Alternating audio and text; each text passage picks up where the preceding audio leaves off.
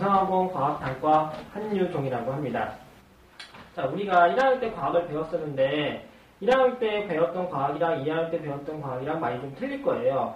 예습을 해보시는 사람은 알겠지만 2학년 때 과학 같은 경우는 고등학교에서 내려온 부분이 많기 때문에 1학년 때 같은 경우는 외우는 부분이 많았지만 2학년 때는 이렇게 계산하고 그런 부분이 훨씬 더 많이 들어갑니다. 그렇기 때문에 2학년 과학이 좀 어려워서 우리가 2학년 과학을 진도를 나갈 때는 천천히 나갈 예정이라서 지금부터 그 수업을 좀 하도록 하겠습니다. 이제 용어가 중요하기 때문에 용어부터 확실히 짚고 넘어가도록 하겠습니다. 자, 첫 번째 열량이라고 나와 있는데 이 열량이라고 하는 것은 너무 어렵게 얘기할 필요는 없어요. 쉽게 생각하면 되는데 열의 양이라고 하는 것은 열의 양을 얘기하는 겁니다. 그럼 우리가 저번 시간에 배웠듯이 열은 어디서 어디로 이동하죠? 항상 온도가 높은 데서 낮은 데로 이동합니다. 그래서 온도가 높은 데서 낮은 데로 이동하는 열의 양을 우리가 열량이라고 합니다.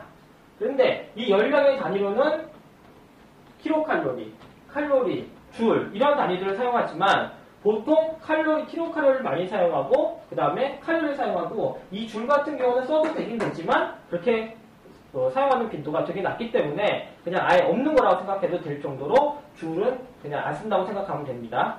그래서 우리가 이제 단위로는 킬로칼로리, 칼로리 이 두 가지를 주로 쓴다는 거 이거 좀 기억해두면 되고요. 그 다음에 그래서 이제 1킬로칼로리에 대한 정의가 나와 있는데 1킬로칼로리라고 하는 것은 물의 기준이에요. 물. 자, 물의 기준에서 물을 1kg을 1도씩 높이는데 필요한 열의 양을 우리가 1kcal라고 합니다.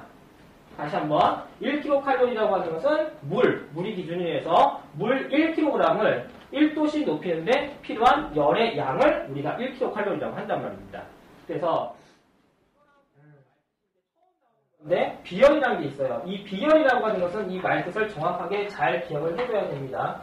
우리가 이 1단원이 끝날 때까지 계속해서 나오는 용어 중에 하나가 바로 이 비열입니다. 근데 이 비열은 방금 얘기한 1kcal하고 또 말뜻이 비슷하기 때문에 헷갈리는 학생들이 되게 많아요.